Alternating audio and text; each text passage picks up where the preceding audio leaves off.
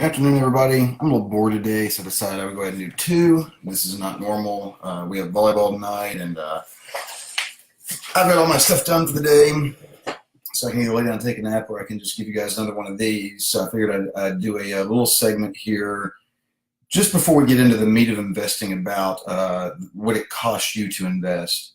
There's a couple different costs out there. The first one I want you all to think about is what's called an expense ratio, and you will see that on mutual funds, and you will see that on index funds or exchange traded funds, the funds that are like a mutual fund but traded on the market. The biggest difference is with a mutual fund, you can't watch its price go up and down during the day. You have a portfolio manager who runs that fund. At the end of every day, they calculate what's called the NAV, or the net asset value, and the day's total ups and downs of all the stocks in that mutual fund determine what it did for the day. The same thing happens in an index fund, only an index or an exchange traded fund, you can usually watch the price throughout the day. So my S&P 500 fund, the Dow's up or the S&P 500 is up by a smidge today. I can go over and see that it's up 3 cents per share right now because it's tracking the S&P 500. But all of these things have an expense to them. So I decided to give you all two real life examples of mutual funds that I own, which are run by a person, and an exchange traded or an index fund that's more set with a computer algorithm and doesn't need a whole lot of hands-on approach to it. The first one is a Fidelity fund called Fidelity Select Leisure. Of course, their goal is to beat the S&P 500. Yes, I do have lots of shoes, Johnny. Nice catch. The Fidelity Select Leisure Fund, their goal is to beat the S&P 500 every year. There's a woman now, but she also has a team that works for her that does stock analysts, and they try to decide if it's a good time to get in or out of a stock that is inside that mutual fund.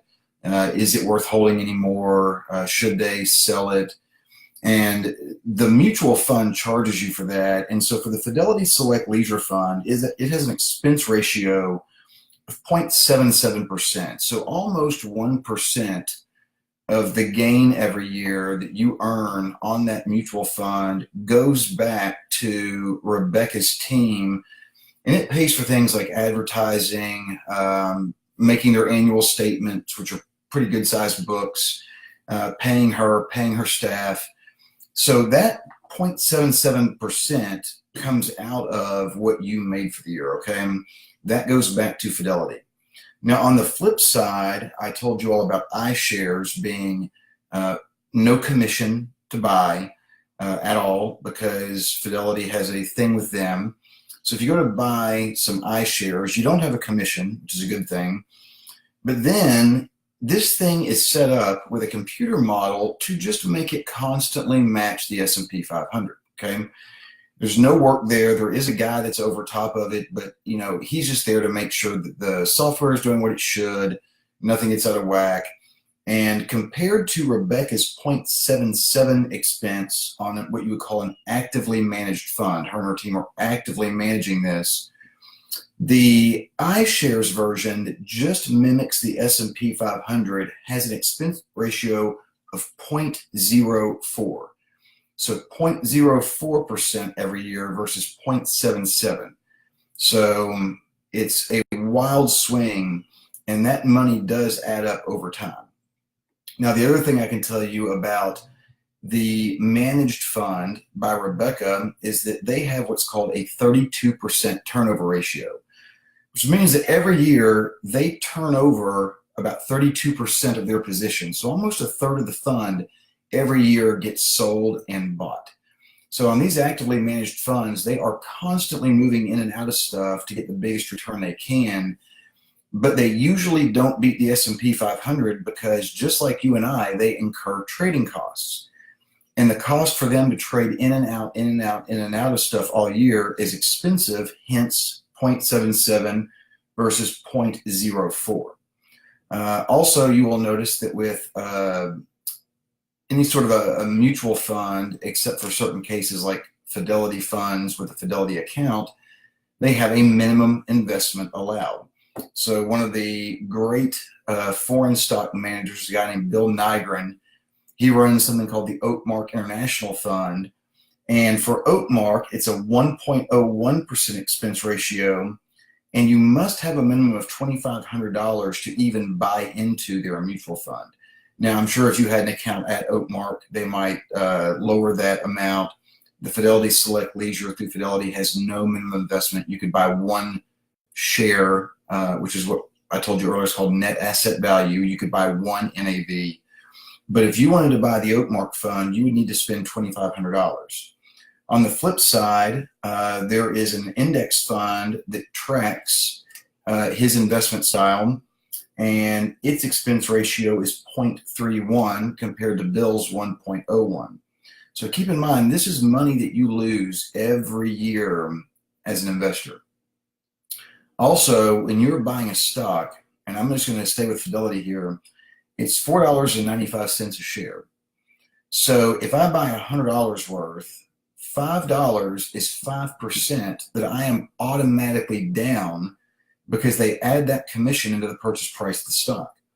So if I buy $100 worth of any company right now, I start down 5%. If I buy $200 worth of that stock, then that becomes 2.5%. So for you guys, as you are building up a position in one of these index funds like the iShares S&P 500 fund, the symbol is IVV, and there is no commission. So you can go out and buy one right now and not start off with an automatic loss, if that makes sense. That $5 stock commission gets added to your purchase price the minute you pull the order, okay? So there's a thing in the world of finance called dollar cost averaging, and if you are contributing to your 401k, that is the perfect scenario of dollar cost averaging. Let's say that your company matches 100% of the first 3%, and after this morning's discussion, you've decided, I'm going to get in on that, I'm going to do 3%. They are making that order for you every other Friday, okay? That order is placed every 2 weeks, nonstop, the same amount of money, never ends. The stock market has ups and downs, so sometimes you're buying it high, sometimes you're buying it low, but that term of set investing dollar amounts, regardless of what the market is doing, is called dollar cost averaging. Your 401k is doing that. When it comes to like the IVV, the iShares S&P 500 fund, I would recommend doing the same thing. If you're at a point where you can start putting money back in your Fidelity account, then as soon as you have enough to buy one share of the IVV, I would do it. And just so that I know, I wish I'd wrote this down, but I didn't. So we're going to look it up real fast. I'm going to see what the price of a share of the IVV is. Right now, the cost of one share of the IVV is $292.14. Okay, $292.14. So if you're putting back into your Roth $100 a month, and I would continue to do that until you had enough to buy a share, and I would buy it regardless of what the market is doing, okay? And that way you dollar cost average in. We are very, very, very bad, and I mean we as anybody in the investment community, at timing the right time to get in and out of the market, okay? We are horrible at it. The reason we're bad at it is because we don't have a good job or don't have a good ability to do a good job of looking long-term and remaining calm.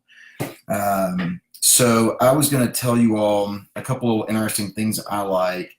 The S&P 500 over its lifetime, and when I say lifetime, this is just the last 90 years, returns 9.8% a year, okay? Home values in the last 60 years as a nation have risen 6.34%. So stocks beat home values. Mutual funds, the ones that are actively managed, like the Fidelity Select Leisure by Rebecca, actively managed mutual funds beat the S&P 500 on an average 1 out of 20 times every year. So when you're looking at an actively managed fund, 5% of active managed funds beat the S&P 500 every year. So you better be damn good at picking a mutual fund manager if you're going to go down the road of buying mutual funds. And is why so many people don't use them anymore, because they don't do a good job of beating the S&P 500. And if I can just mimic it with the IBV, in the last year it returned 9.375%, or I can buy a mutual fund and have a 95% chance of picking a manager who won't beat the S&P 500, and they're going to charge more in expenses, then I'd rather just own the IBV. Another couple of things to keep in mind, guys, is the market tends to go up 2 out of every 3 years. So on average, over a long period of time, you can count on 2 years up when you're down. And stocks tend to go up more than they go down. But the catch to that is this: they always seem to fall faster than they come back up. They seem to fall quick and ugly, and then it takes years to recover. So you have to be patient, and you cannot let a bad year in the market dissuade you from your long-term growth strategy. Several years ago, there was a graph in Money Magazine showing over the last 30 years, the most money into mutual funds, which would be you giving them money to buy stock, versus the most money out of mutual funds, which is when you say, I want to sell this and get my money back, and then the fund manager will have to sell off some stock to send you your money. And the funny thing about that chart was the bulk of the money that goes into the market happens when it's high, and the bulk of the money that comes out happens when it's low. This is the only thing in our life that when it goes down and goes on sale and gets cheaper, we don't want to tend to own it. And I may have used this before because I say it all the time. I may have told you all this early, but I always say, imagine that there was an item at the mall you'd had your eye on for a few months, and you walked in to buy it one day, and the person working there said, hey, today's your lucky day. That thing is 50% off today. And if you're going to treat it the way we treat investing, what you would have to do is tell them that I don't want it, and here's my phone number, and call me when it goes back to regular price. Okay? That's how stupid we are as a society when it comes to patient, long-term investing. Never in our life would we save up for a product and have the money and go in to buy it, and it's on sale, and we say, well, now it's not worth it anymore. The ratio that is the biggest ratio that you ever need to know, the biggest number in stock market rules and regulations, is price to earnings ratio. What are you paying for a share of stock versus the earnings that they make? And the 100-year average for the S&P 500 as a group is 15. Okay, that means that when you buy a share of the S&P 500, you are spending $15 of your money for $1 in future earnings. Currently today, after this very, very long 9-year run that we're at in the market, it's the longest upswing we've ever had as a country, the S&P 500 sits at near 25. That should tell you that that is overvalued, okay? You're now spending $25 to get $1 in earnings. And the best way I can put this for you is about a year ago, with Amazon getting big and a bunch of retailers going bankrupt, a lot of retailers just got what they called Amazoned. They just got decimated. Didn't matter who you were or what you sold, you just got torn to shreds. And one of the companies that got beat up the most was Foot Locker. And I know it's ironic that I buy a lot of shoes, but I started doing some research and found out that Nike, Adidas, Under Armour, they only sell about 5% of their models of shoes that they make every year on Amazon. Furthermore, none of the companies, none of these shoe companies, sell any of their athletes' branded shoes on Amazon. So Kevin Durant, LeBron James, Michael Jordan, Stephen Curry, those models can't be bought on Amazon either. And then I just started thinking, because I coached last year, and I remember, kids talking about getting shoes, and it just kind of struck me that who would take their kid to the mall, deal with trying the shoes on, making sure they have it in stock, and then walk out and go home and hope Amazon has it. And so I looked at Foot Locker. They pay a dividend, which is a good thing. So we talked about dividends before. So Foot Locker is giving me money back in cash every 3 months. And they were sitting on a good cash position. There was nothing really wrong with the business, but the PE ratio had been driven down to 7. And as of today, that PE ratio is back to 16. That has netted me almost a 70% gain on Foot Locker stock. So when it comes to looking at individual companies, I tend to be what you would call a value investor, looking for things that have unfairly been beaten up. I can tell you right now, Netflix's PE ratio is somewhere around 90. That worries me. I'm not saying it can't go up from there. It certainly could, but it makes me nervous. So now you all understand the difference in your expenses for buying your index funds versus managed mutual funds. You now understand what a PE ratio is, because the price to earnings ratio has always been the most looked at number in the world of investing. And it's the one that tells you the quickest story about a company. Just because the PE is low doesn't always mean it's a good buy. Jamboree's PE was low before they just filed bankruptcy and vanished off the face of the earth. Same thing with Sears. Same thing happened to Payless. And, so just having a low PE doesn't always mean it's a good buy. You got to couple in some other things that we'll talk about later, but that's what I wanted to talk to you all about. And I want to give you a couple other terms I want you to think of that you'll hear if you start listening to financial news or reading Money Magazine. You're going to hear these terms called bull or bear market. And I even have a clock from when I went to New York one time of a bull and a bear fighting. And there's a big, massive bronze bull on Wall Street. A bull market is a market that is going up. A bear market is a market that is going down. And they define bear markets as any time the S&P 500 loses 20% of its current value. They say we've now entered a bear market territory. And for me personally, I had been waiting for a couple of years for this market to come back. Biggest, longest bull market run ever in our history. It's got to come back. And I've just been waiting, and every year get proven wrong when it doesn't do it. But eventually it will. And that's when most people will start to sell out of their funds and their stocks and all that. They will sell it on the way down, and then they will buy it after it started making comebacks. And that is absolutely not the way you want to invest. You need to have the ability to watch something lose value. But if you believe in it, and you're listening to podcasts, other financial people who also believe in it, then you need to stick with it. I've seen stocks. I was down at Under Armour at one point, 37%. I still hold it. Now I'm up only about 4 or 5, but a lot of people would have sold when they were down 37%. One of the smartest people on Wall Street is a man named Warren Buffett.